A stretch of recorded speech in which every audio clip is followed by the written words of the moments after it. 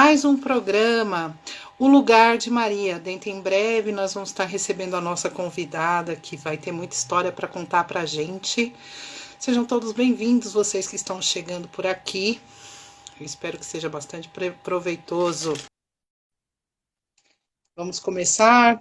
Sejam todos vocês bem-vindos. Olá, Maria Erotildes. Olá, irmã Inês. Que bom vê-la aqui. Tudo bom? Tudo bom, graças a Deus. E com a senhora? Tudo bem. Eu não vejo a minha imagem, não? Então, na semana passada o Gustavo também não via. Gente, Ah, vocês que estão assistindo aí, vocês estão vendo a irmã Inês? Falem nos comentários. A senhora tá linda de qualquer forma, tá? Então não se preocupe. Eu não é meu gostaria problema. de. Gente, vão colocando aí se vocês estão enxergando a irmã Inês. Eu vejo a irmã Inês aqui, né? Ah lá, elas estão te vendo. Estão te Ai, vendo, que então tá tudo bem. certo. Oh, tá E eu tudo gostaria. escuro aqui. Oi? Tá Tá escuro. escuro, né? Mas acontece. Não sei por que acontece. O Gustavo também na semana passada falou a mesma coisa. Eu gostaria de introduzir, então, a nossa convidada, né? Ela é Sim. mineira, de Presidente Olegário. Ela se mudou para o Rio de Janeiro muito cedo, com 9 anos, né? Aos 16 anos, a irmã Inês iniciou a sua caminhada vocacional e aos 19 anos ela entrou na congregação das missionárias do Sagrado Coração de Jesus, né, que a gente conhece aqui na paróquia Nossa Senhora do Carmo como Irmãs Cabrini, né, fundada por Santa Francisca Xavier Cabrini. Ela atua há 40 anos nessa congregação e essa atuação missionária apresentou vários desafios para ela, né? Ela atuou na periferia de São Paulo, ela atuou nas favelas do Rio de Janeiro, ela já foi até vigária paroquial numa favela do Rio de Janeiro. Devem Oh, ter sido experiências riquíssimas. E, assim, o programa tem foco no testemunho de Maria, mas se vocês tiverem alguma curiosidade sobre isso, vocês podem perguntar também, tá? Atualmente ela atua aqui na paróquia, graças a Deus, ela está aqui nos ajudando muito. Ela é ministra da Eucaristia, ela é ministra da Palavra, ela faz celebrações lindíssimas. Ela também sempre está conosco nas formações, tem um carinho todo especial com a Pascom, eu agradeço, né? E também atua nas vocações, né? Ela atua tanto na diocese quanto aqui na paróquia e também na formação vocacional das meninas que pretendem entrar na congregação. E além de ter uma voz tão doce que acalma a gente pra caramba quando a gente ouve. Irmã Inês, seja bem-vinda. Eu espero ter sido bem honesta no seu resumo. foi sim, com certeza. Muito bom. Irmã, então, a gente está muito feliz que a senhora aceitou o nosso convite, porque hoje sim é uma estreia mesmo, né? Para que a gente converse sobre Maria. Esse programa ele está vinculado ao grupo de oração Filhos do Carmelo, que realiza o terço todas as semanas, né? De segunda a sexta ao meio-dia, na página da paróquia, no Facebook, e para que a gente pudesse estar presente nas outras redes sociais, nós escolhemos o Instagram para fazer essas lives. Uhum. E na semana passada a senhora disse para nós que a senhora tinha uma história muito interessante com Maria, e eu estou muito curiosa para saber. E pelo que a senhora me deu assim de perâmbulo, parece que a coisa começou cedo. Conta um pouco para gente. Sim, verdade. Eu tenho uma história muito interessante com Maria. Desde pequenininha, eu me lembro que eu tinha uns 3 anos. Eu me lembro minha mãe, eu deitada numa caminha, meu irmão na outra, e minha mãe com o terceiro filho já no colo. Na porta do quarto tinha uma luz acesa fora e o nosso quarto estava escuro e ela cantava Ave Maria. E eu me lembro da música, era assim, Ave Maria, cheia de graça, o Senhor é contigo. Uma música assim. E eu, depois de anos, já grande, eu falei, mãe, a senhora lembra que a senhora cantava isso? Ela falou, minha filha, você lembra disso? Faz tanto tempo que eu não canto mais. E essa Ave Maria ficou comigo. E a minha mãe disse que cantava isso para a gente dormir. Então foi bastante interessante.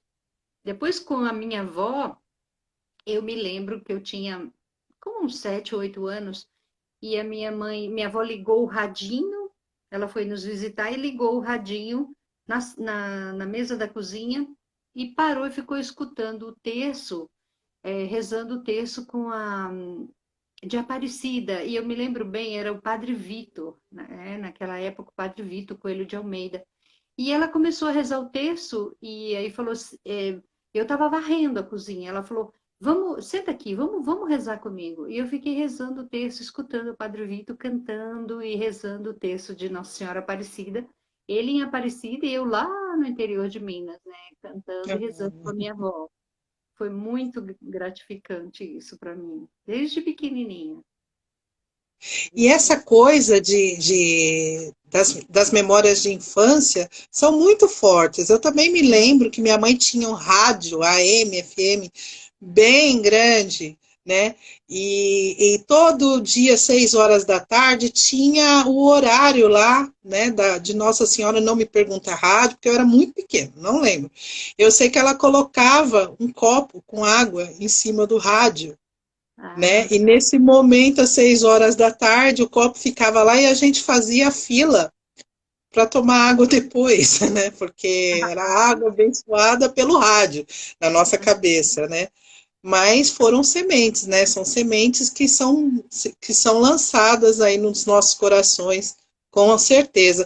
Eu tenho um pouquinho de curiosidade de perguntar para a sua família, quando a senhora decidiu caminhar, né, como freira, qual foi a reação, o que eles acharam? bom, meus pais, eu sentei, conversei com eles assim, e meu pai falou para mim: olha, filha, você pensa bem, faça bem a sua decisão, mas eu vou te pedir uma coisa: não, não seja, não vá fazer, não vai para clausura, não vai sumir, se fechar, se trancar no convento. Seja uma freira missionária.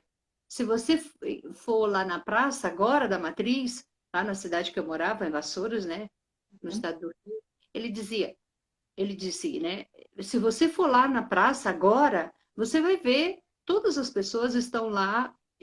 Tem uma pessoa, abre uma Bíblia e começa a pregar a palavra de Deus, fica cheio de gente em volta querendo ouvir a palavra. Então, vai ser uma missionária, então, vai pregar a palavra de Deus. Aí aquilo ficou na minha cabeça, porque eu queria ser freira, eu ainda não tinha um projeto assim. Eu gostava das irmãs de clausura, eu queria rezar e tal, mas depois que ele falou isso, eu comecei mais seriamente a pensar em ser missionária. E como a minha mãe sempre foi do apostolado da oração, do Sagrado Coração, né? Isso já ficou muito forte dentro de mim. E a minha mãe me disse: que ela achava uma coisa muito linda e tudo. Minha mãe queria ser freira quando ela era pequena, assim. Ela disse que se eu tivesse conhecido freiras antes, eu teria ido com elas. Mas não conheceu, então. Aí depois, quando já era para eu entrar, já tinha feito o processo vocacional com as irmãs, eu falei: mãe, eu tenho medo de ir, depois sair, e sabe, de não ser isso mesmo, a minha vocação e tal. Eu tenho medo disso. Minha mãe disse: então vamos fazer a novena do Sagrado Coração de Jesus, as 9 primeiras sexta-feiras. Aí fizemos, né? E depois ela ainda falou assim: olha, se tudo for dando certinho, é porque é para você entrar mesmo. Se não for. Agora, meus irmãos, especialmente um deles, eles não gostaram muito, não. Teve um irmão meu que, quando eu chegava em casa, ele dizia assim: ah, você já ficou bastante tempo lá, pode voltar, volta para casa. Não me via como se fosse um processo, né? Uma coisa assim. Mas foi muito bom. E esse Sagrado Coração de Jesus, então, sempre teve muito presente na sua vida, e Sempre, missionária do Sagrado Coração de Jesus. Que sempre legal. foi mesmo. Mas Sempre. a escolha Desculpa, a gente já volta para Maria, mas a escolha dessa congregação também se deu por conta disso? Não muito, porque eu tinha uma tia que era religiosa nessa congregação e meu pai foi trabalhar lá também por causa dela, ao convite dela. E aí depois ela morreu muito jovem e tudo, e nós estudávamos. Meu pai era trabalhava com a manutenção do colégio, então nós tínhamos direito de estudar de graça no colégio. Então eu já desde criança conhecia essas irmãs. Cresci, Hum. fui educada, né, no colégio Regina Coeli, né? E assim foi com que a gente foi conhecendo e tudo, aí foi juntando a fome com a vontade de comer e foi E como aconteceu. a senhora me falou que aos 16 anos a senhora começou a sua caminhada vocacional, mas também a senhora me disse que com essa idade aconteceu uma coisa bem importante na sua relação com Maria. A senhora Foi, conta pra gente o que foi isso? foi. Com 16 anos, né, a minha tia faleceu. No mesmo mês, em janeiro, né, eu nasci em janeiro, e em janeiro mesmo, essa minha tia, com 28 anos, faleceu. Mas na véspera dela falecer, a minha irmã Hilda e eu rezamos o terço de joelhos nos pés da cama. Nós rezamos o terço, assim, pedindo para ela não morrer. Minha mãe disse que meu pai tinha vindo para São Paulo, ela estava aqui, que ela estava muito mal no hospital e não estava bem. Ela tinha ido para a praia com as noviças, pré-noviças, ela era na formadora, preparava as jovens para ser irmã também. E aí, quando ela voltou da praia, ela passou mal e foi internada com um vírus muito forte. E aí foi quando ela foi internada, e acho que foi 22 de dezembro ela foi internada, 22 de janeiro ela morreu. Mas na véspera, a Hilda e eu, minha irmã, nós nos ajoelhamos e rezamos o terço com muita devoção, pedindo para ela não morrer. No dia seguinte, como era férias, a gente acordou, foi para a cozinha, minha mãe chorando. O que foi, mãe? Tia Margarida morreu. Eu fiquei tão decepcionada com Nossa Senhora, tão decepcionada, que eu falei: eu não rezo mais para você, eu não quero saber de Nossa Senhora mais na minha vida. Para Meu mim, Deus.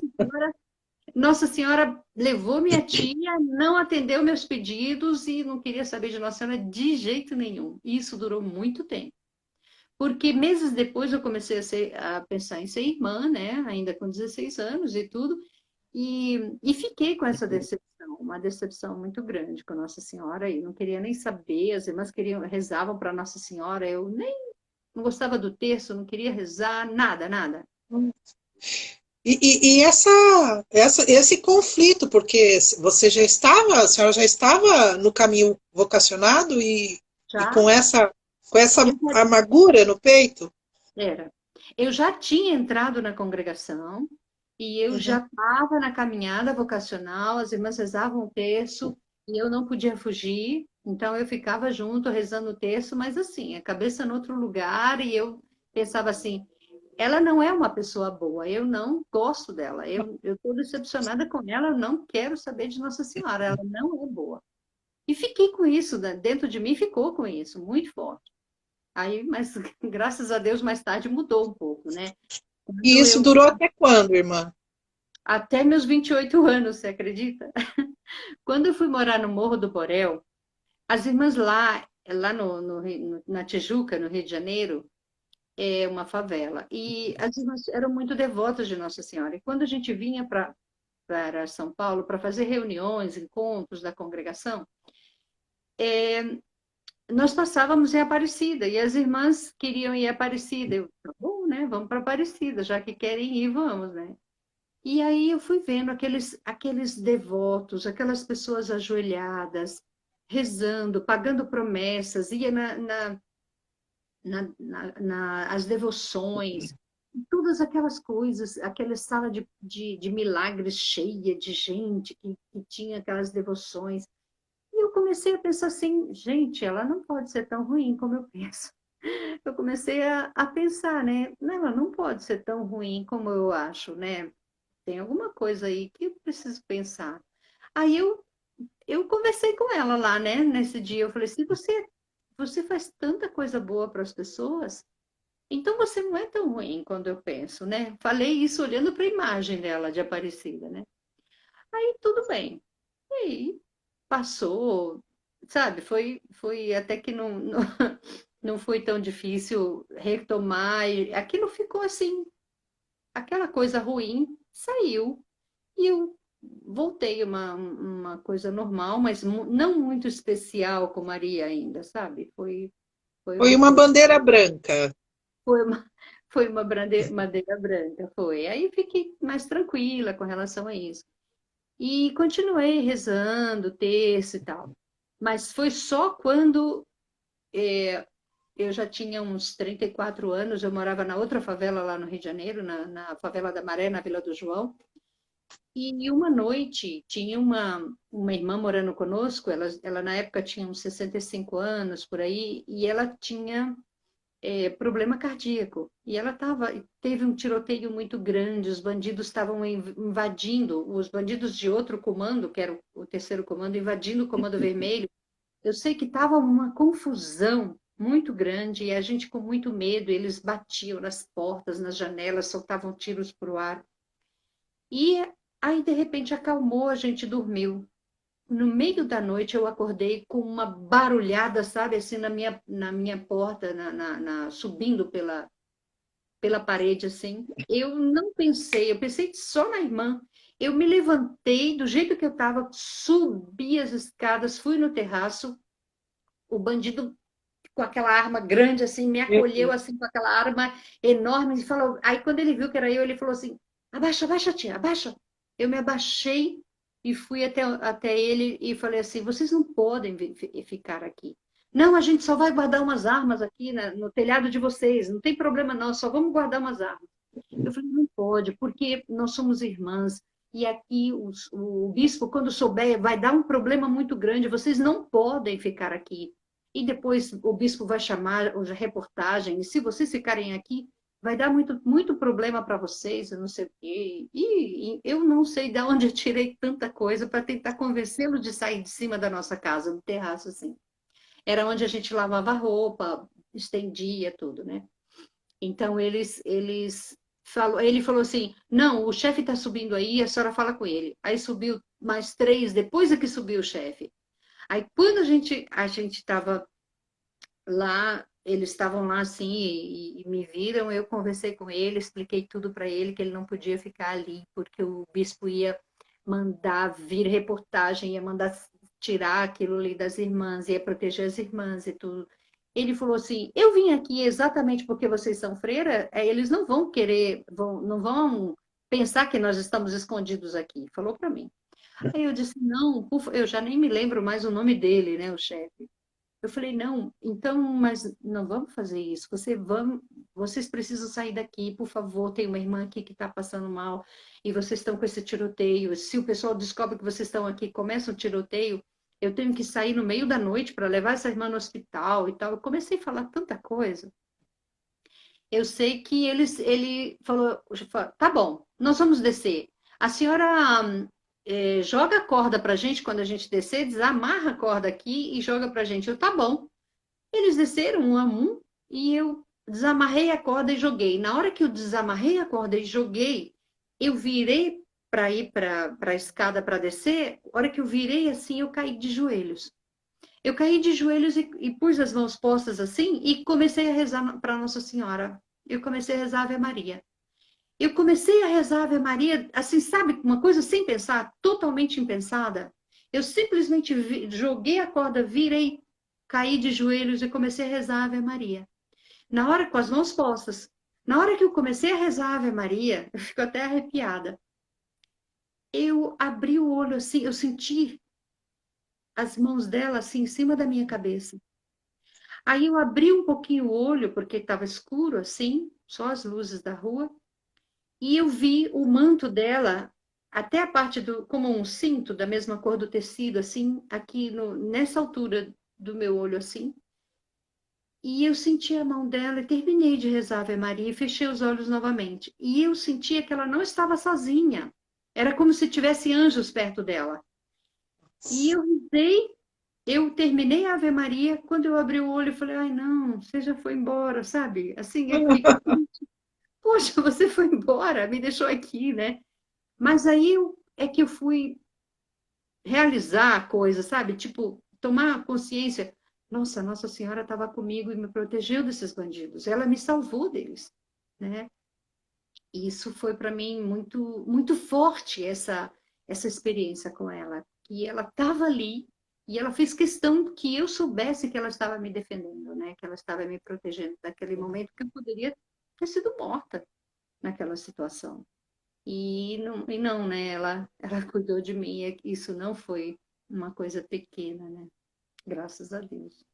Uma experiência fortíssima para quem lá atrás, né, não É, gostava dela, ela fez questão de, de aparecer na sua frente. Que coisa era como se fantástica. ela, sabe, depois disso eu fiz uma leitura de que era como se ela quisesse me dizer, bom, dentro do projeto de Deus não era de salvar a tua tia como você pediu, mas de sim salvar você dessa situação, sabe? Eu li assim essa experiência.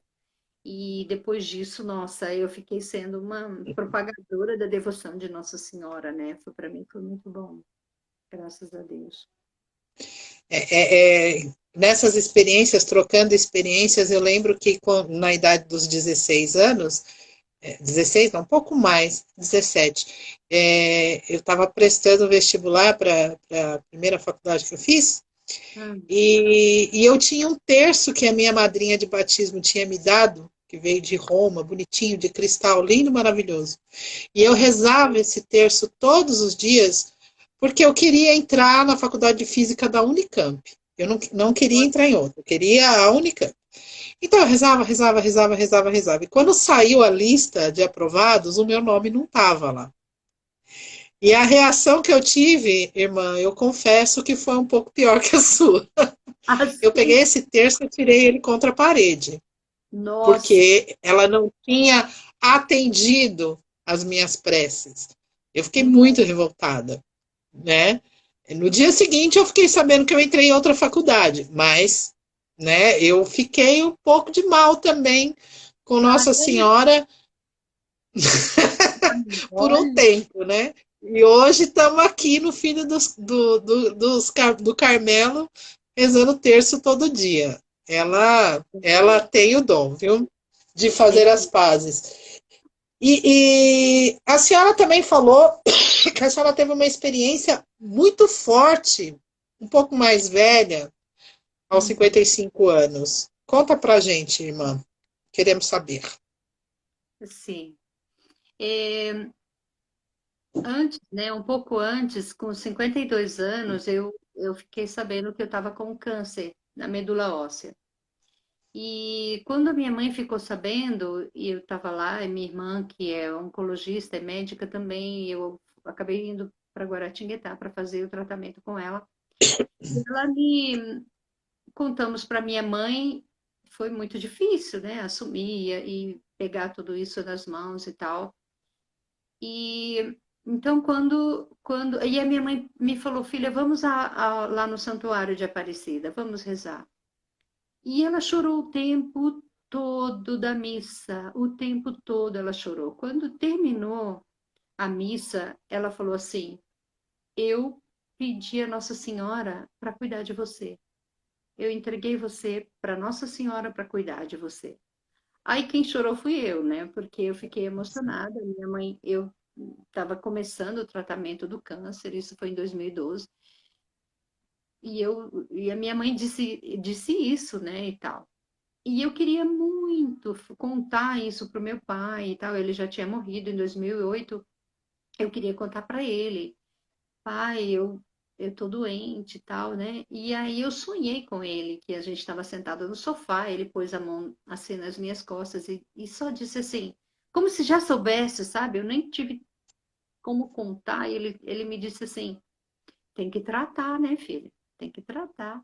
Aí eu acordei, assim, super feliz, assim, tipo, meu pai sabe, e ele disse que se eu tratar, eu vou ficar bem, né, e tal. E eu continuei rezando, rezando o terço com a minha mãe e tudo. E sempre assim, acompanhando com a devoção à Nossa Senhora, a gente ia lá todo mês, eu estava fazendo o tratamento, isso demorou um bocado de tempo, eu fiz um transplante, depois tive que fazer outro transplante. E a véspera do segundo transplante, né, em 2016, eu estava com 55 anos, eu fui à Aparecida porque já estava marcado o meu segundo transplante. Eu fui à Aparecida e, e a gente estava assistindo a missa e eu já viria para São Paulo para fazer o segundo transplante de medula óssea, autotransplante. Então, era um momento muito difícil, muita quimioterapia, radioterapia, e passando muito mal, toda aquela coisa muito difícil, né? E então, eu estava sentada, minha mãe faz questão de sempre sentar olhando para Jesus, para Nossa Senhora, para a imagem. Ela fica naquele lugar que dá para olhar. E eu estava sentada lá na missa junto com ela e eu olhei para Nossa Senhora e falei: e agora, Maria, como vai ser? E chorando, eu falei: e como vai ser agora? Eu vou fazer o segundo transplante. Como é que vai ser isso, querida? O que vai ser de mim e tudo, né? E aí ela disse assim para mim. Eu olhei para ela e ela disse: você vai ficar curada. Cara, quando ela disse isso, sabe assim, as pessoas podem dizer, você tá louca, né? Você estava longe da imagem, a imagem estava lá no fundo, mas eu senti que ela falou isso comigo. Você vai ficar curada. Sabe? Aquilo me deu assim uma força interior, sabe assim, como se um fogo passasse dentro de mim de uma força tão grande que eu já me senti curada naquela hora, assim, tipo.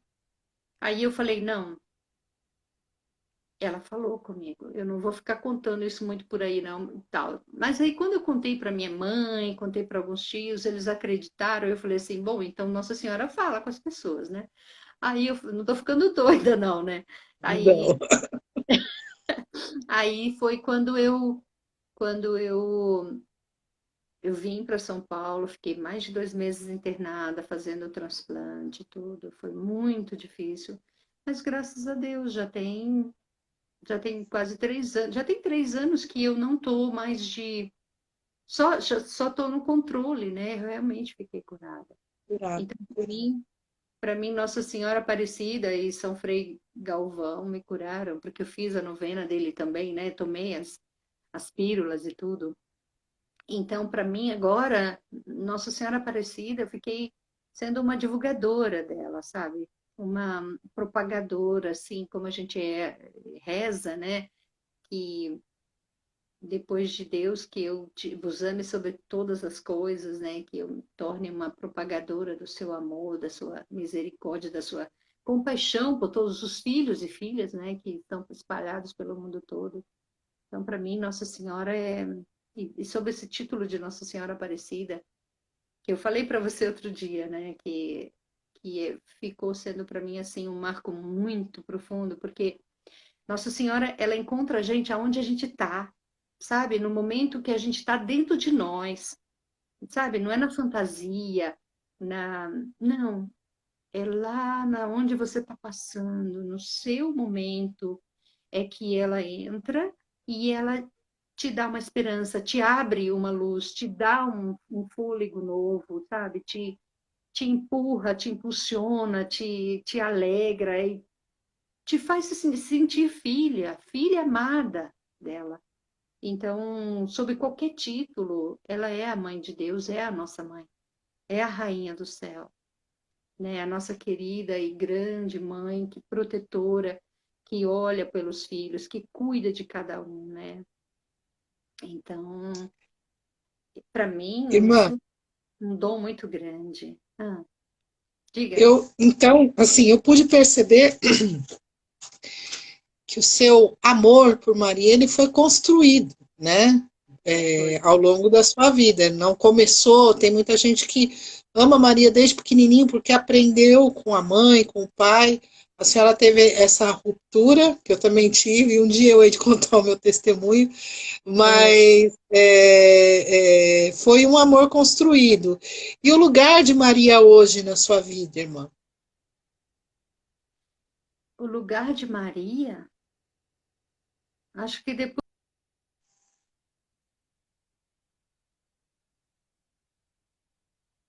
A irmã está um pouquinho, está travando um pouquinho, mas a gente vai aguardar.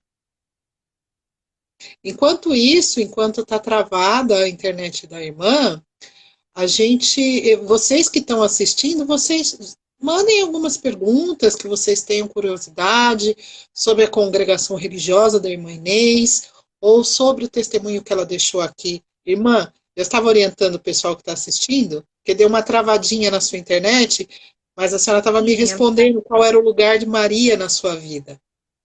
sim. E agora, Maria, ela ocupa um lugar muito central, muito central. É uma confiança agora que eu tenho nela, sabe? Porque nos momentos mais difíceis da minha vida, ela se fez presente. Ela fez questão que eu soubesse que ela estava comigo, e me protegia, e me amava, e me ajudava.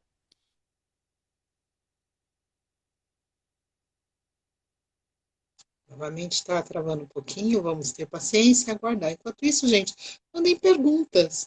Estou esperando aqui rolar a tela com os comentários de vocês. Ah, tem aqui, olha. Tornou o plano minha. Né? É, mas a gente tem paciência, irmã. Desculpa, é a minha internet que é maravilhosa. Não, mas vai dar tudo certo, fica tranquila. Tá bom. Então, aí, a minha relação com Maria, ela é muito íntima agora. É muito pessoal, muito de mãe para filha, né? Muito carinhosa. E eu tenho muita ternura por quem também gosta de Maria. É interessante isso, né? E, e agora há pouco tempo eu ouvi uma música que uma freira italiana dizia, cantava sobre Maria, o nome de Maria, né? Tão bonita. E eu falei assim, nossa, é isso mesmo, o nome de Maria dentro da minha alma, né? Da alma minha, como ela canta. É isso que eu sinto com Maria. Uma experiência de. Porque desde criança eu rezava o texto. Meu pai chamava a gente, antes de dormir, a gente rezava o texto. E o meu pai explicava o evangelho do dia. Às vezes ele lia o evangelho e explicava, às vezes ele rezava o texto. E quando eu era criança, eu gostava mais quando ele explicava o evangelho do que rezar o texto, que tinha que repetir, dava sono, né? Mas agora rezar o texto para mim é uma alegria, um dom de Deus. Às vezes eu acordo à noite, de madrugada, se eu estou preocupada ou se eu com alguém, com alguma situação, eu rezo o meu terço, às vezes ajoelhada, às vezes deitada mesmo, às vezes sentada na cama. Vou colocando pessoas que me pedem oração, pessoas que me pedem. Eu falo, Maria, é a você que eu entrego essa pessoa, é a você que eu entrego esse pedido. Então, é isso. Eu sempre peço ao coração de Jesus e a Nossa Senhora Aparecida, Nossa Senhora das Graças, como Santa Francisca Cabrini tinha muito forte, pelas pessoas que pedem oração, porque melhor que Maria para poder interceder, não temos, né? Então é isso. Eu tenho para mim que rezar o terço é uma experiência espiritual única, porque você vai se conectando, você vai se desligando conforme você vai rezando, você se aproxima muito de Deus. Essa é a sensação que eu tenho. A Francisca Conceição, acabou de fazer uma pergunta. Ela disse que quer saber como foi a sua experiência em Oieiras, no Piauí, onde temos a proteção das Três Marias. Quer saber da sua experiência em Oieiras. Oeiras, Oeiras. Sim, eu morei 4 anos em Oeiras, que foi a primeira capital do Piauí, no interior do Piauí. E quando eu cheguei em Oeiras, tem uma Nossa Senhora, Nossa Senhora da Vitória, é a mesma Nossa Senhora da Assunção, no alto de uma pedra, de um morro, lá em cima, enorme. Aquela Que imagem lindo. 5 metros ou mais, enorme. Não, acho que até mais que isso, é enorme a imagem. Nossa Senhora da Vitória. Eu me senti tão em casa quando eu vi aquela imagem lá em cima do morro, que eu falei assim, Maria, eu cheguei aqui para fazer uma missão nesse semiárido, seco, tudo muito seco, um calor que parecia que tinha um forno ligado e me obrigaram a ficar na frente dele, sabe? O tempo todo aquele calor. Mas Maria já estava lá, sabe? Foi assim tão bom chegar lá em Oeiras e encontrar Nossa Senhora da Vitória, né? Aí ela fala de três Marias. Marias. É porque lá tem uma no bairro que eu fui morar era Nossa Senhora do Rosário. E Nossa Senhora do Rosário, os negros fizeram a catedral Nossa Senhora de Fátima, desculpe, Nossa Senhora da Vitória, construíram a catedral, a coisa mais linda, enorme. A parede da catedral, porque Oeiras tem mais de 300 anos a Catedral de Oeiras, né? Que é uma diocese lá. A parede tem mais de 1 metro de largura, as paredes da catedral. É um monumento antigo, lindíssimo, mais de 300 anos de beleza lá no interior do Piauí, no semiárido. E, aí os negros construíram a igreja deles, a igreja de Nossa Senhora da Vitória. Mas lá no Rosário, eles construíram, de dia eles trabalhavam, construindo a igreja de Nossa Senhora da Vitória, à noite eles construíram a igreja de Nossa Senhora do Rosário para eles. Então lá tem essa história, né? Aí tem a paróquia de Nossa Senhora do Rosário, que é a igreja que eles construíram para eles, os negros. E tem a paróquia dos ricos, que é Nossa Senhora da Conceição, num outro bairro. Então tem as três Marias lá. Ah, por essa razão que a proteção de três Marias. Marias. Ah, Aí eu morava na igreja dos pobres, dos negros, né? No bairro dos negros, que era Nossa Senhora do Rosário. Aliás, eu me identificava bastante com eles lá, com as todo bom devoções. missionário, né? Tinha Olha, aquelas congadas, sabe? Aquela batuque, aquelas coisas lindas, vestiam aquelas roupas, faziam. Nossa, lindo, um lindo. folclore maravilhoso, né? Que eles têm Muito no bonito. Nordeste.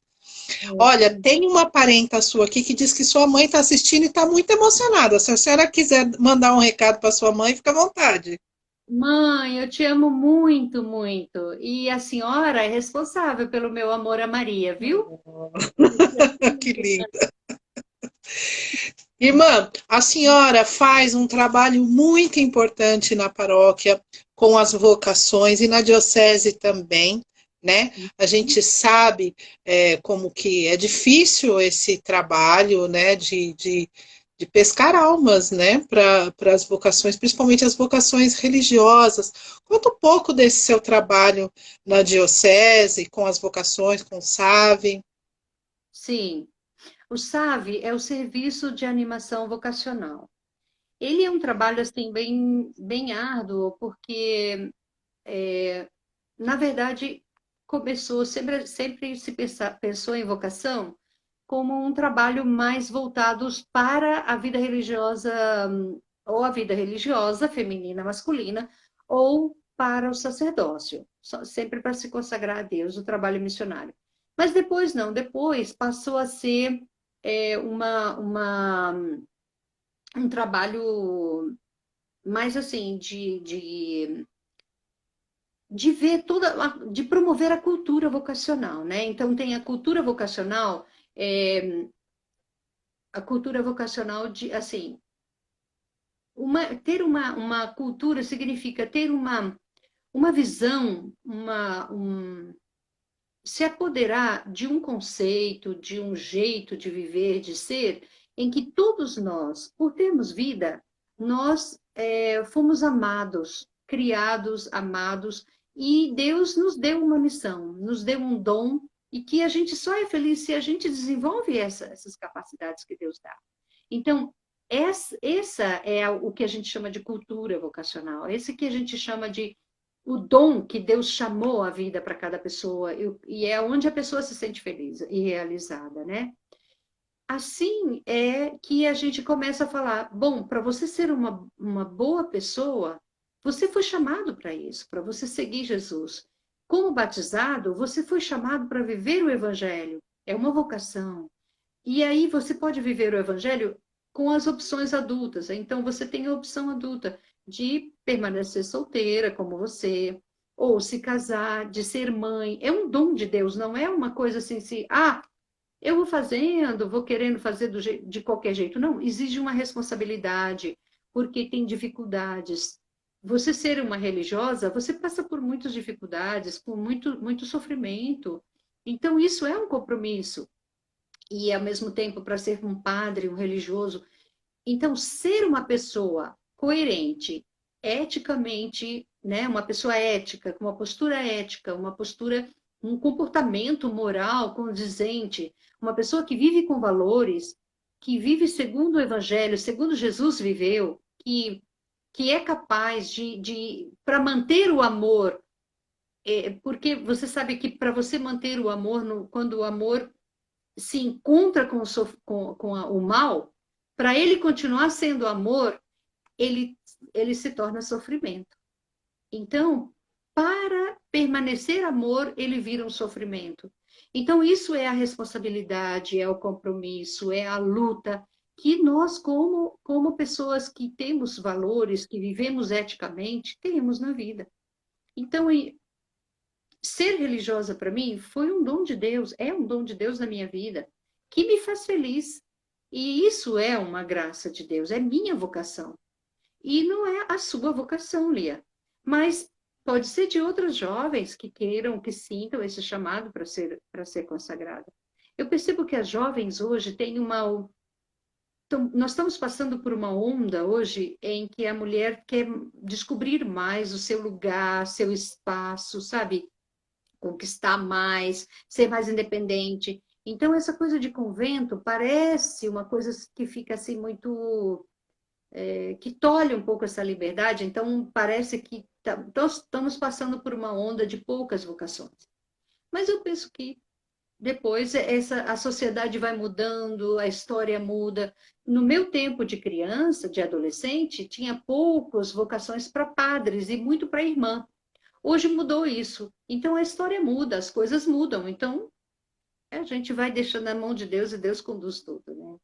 E é engraçado, né? Porque uma irmã missionária que nem a senhora acaba criando um registro de vida tão rico, né? De tantos lugares que já foi, de tantas pessoas que conheceu, de tantas relações que teve que construir, que mulher independente nenhuma terá se não, sei lá, se não chegar no topo da cadeia de uma empresa. Eu falo isso por experiência. Eu jamais, apesar de ser uma pessoa com uma certa independência, eu jamais tive uma experiência de vida assim. Eu preciso prestar vestibular para ter uma experiência de vida igual a de uma freira missionária, com certeza.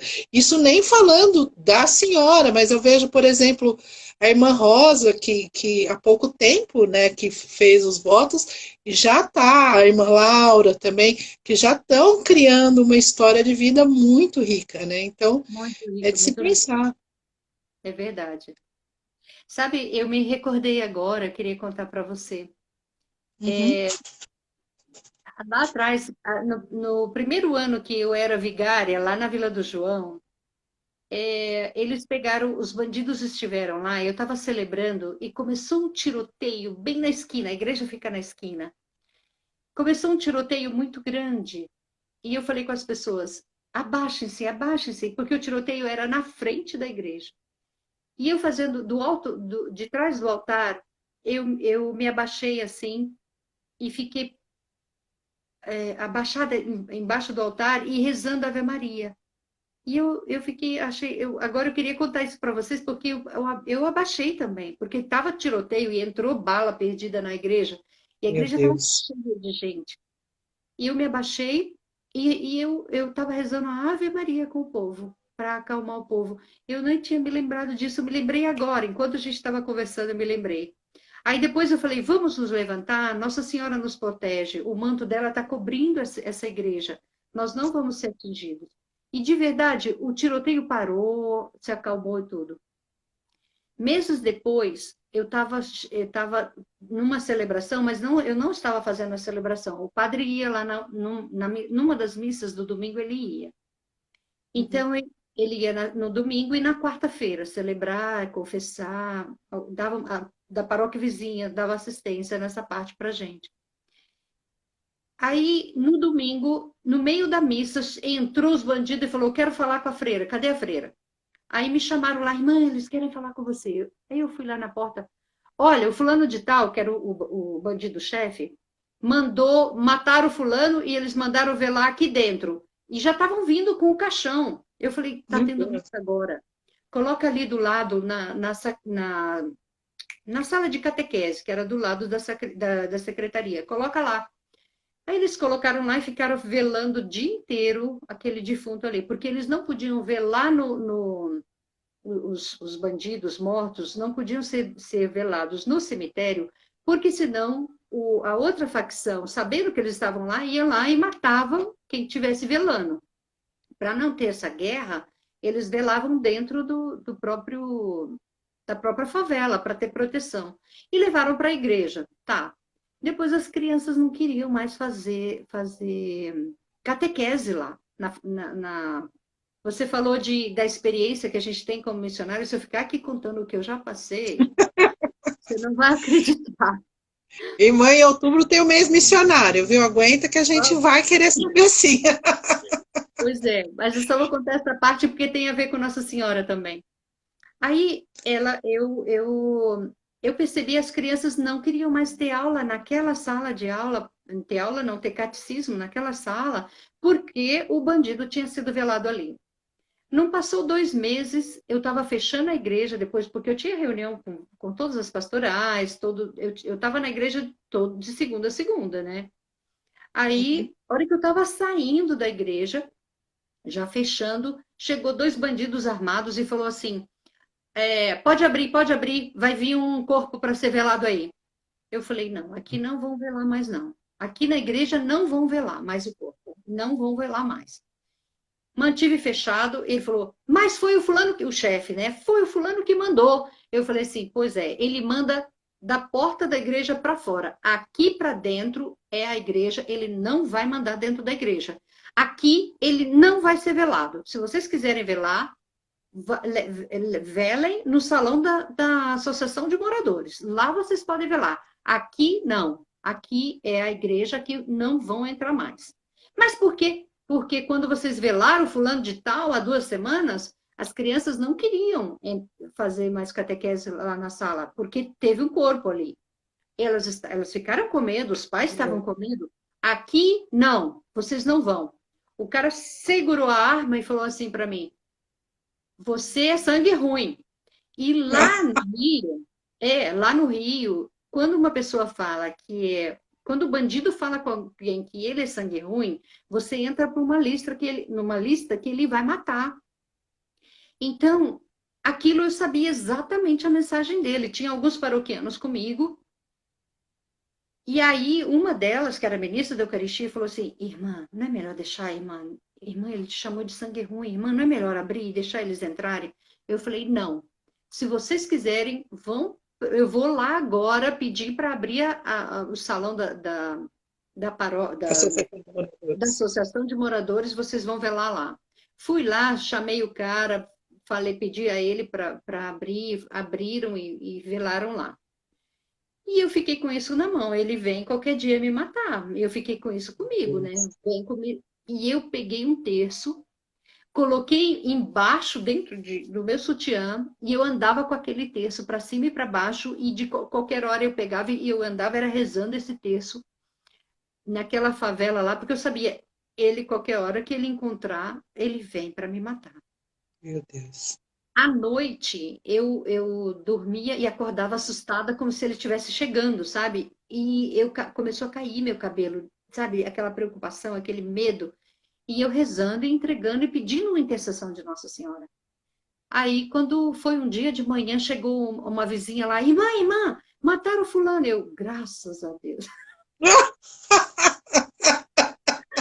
Menina, você acredita? Eu já pedi perdão a Nossa Senhora e ao coração de Jesus por isso, porque eu fiquei feliz, porque mataram o cara que jurou que ia me matar. Que tinha jurado, né? Que tinha me botado na lista dele, né? E lá na favela você não tem essa de você denunciar o Ministério Público que você foi ameaçada de morte. Você está na lista negra, acabou. Você é sangue ruim.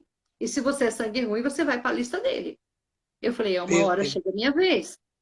Mas graças a Deus, nunca mais pediram para botar defunto lá dentro. Graças a Deus. Nossa Senhora, mas que absurdo, não? É a realidade do Rio ainda, né? Infelizmente, É. tem casa lá, continua tendo. Vocês têm casa lá no Rio de Janeiro, é nas favelas? Não, não. Lá no Rio de Janeiro nós temos uma casa de encontro grande que antigamente era lá na Tijuca, que era um colégio, agora está alugado ainda. Continua colégio, mas não com a nossa direção. E tem ainda uma obra social bem grande e uma com muitos voluntários. Aliás, hoje é dia do voluntário. Parabéns para todos os voluntários.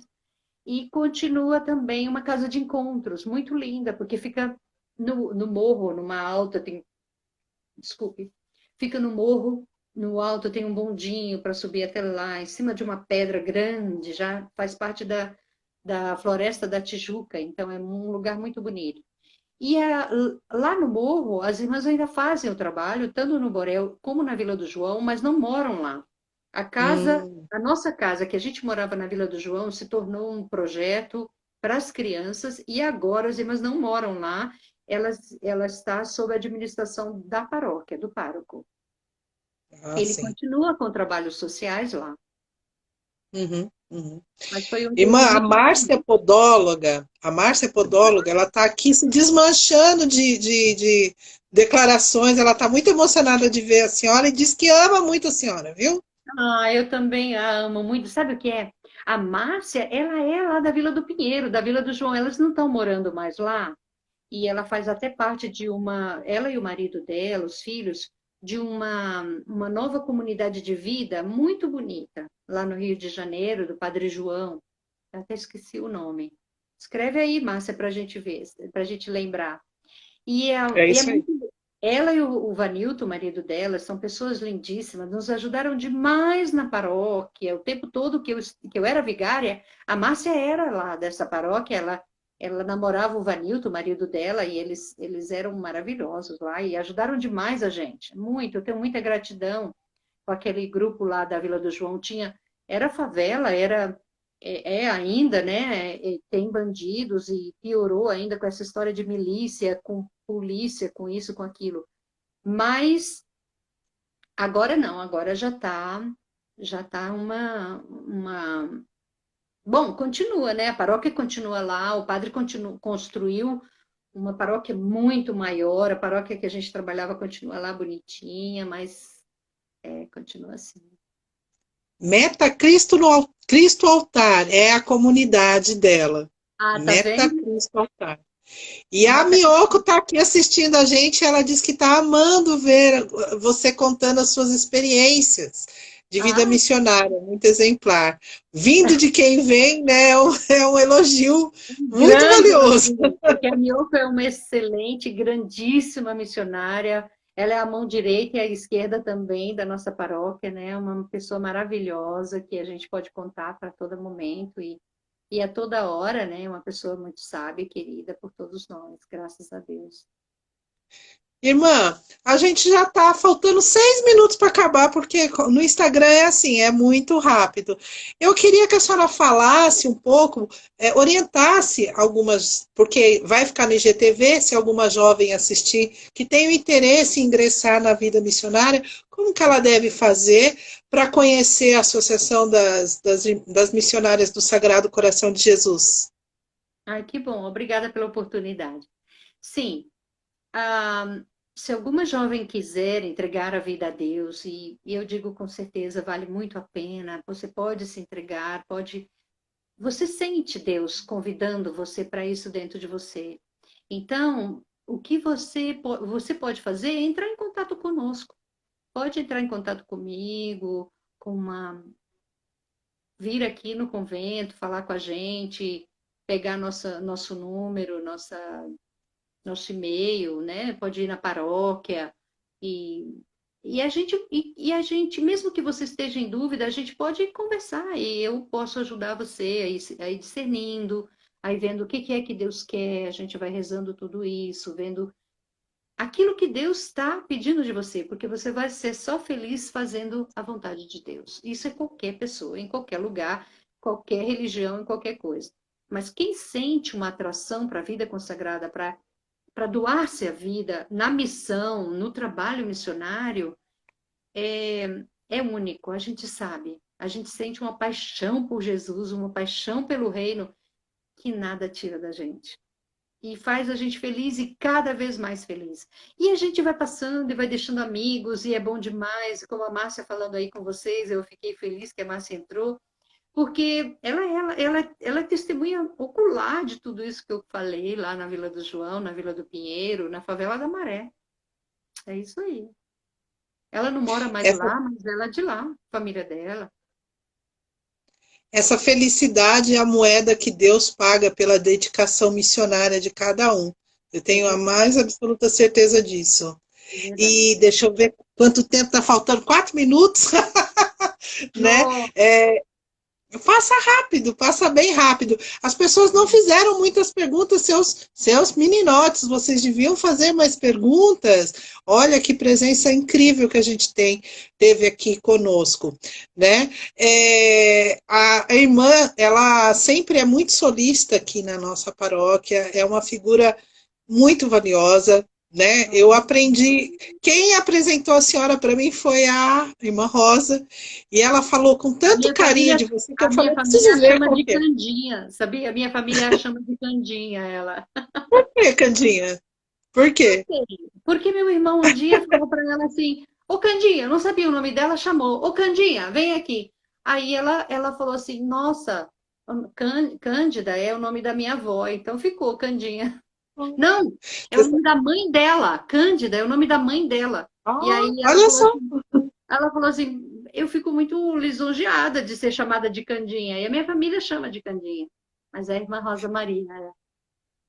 Olha, então, e aí ela falou com tanto carinho da senhora que eu fiquei, não, vou ficar prestando atenção nessa irmã. E olha, adoro poder estar com a senhora, aprender com a senhora. E eu queria que a senhora começasse a se despedir, porque essa live está se encerrando.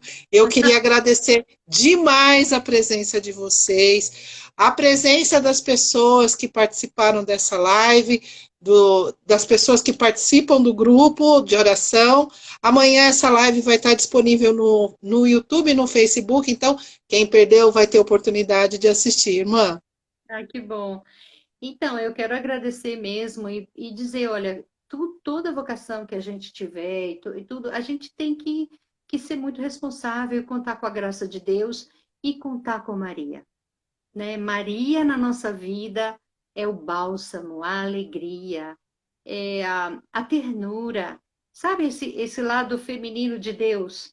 Maria desempenha muito bem isso, porque, claro que Deus é Deus, mas Maria, ela mostra para gente como Deus é amor, como Deus é ternura, como Maria é capaz de estar junto com a gente.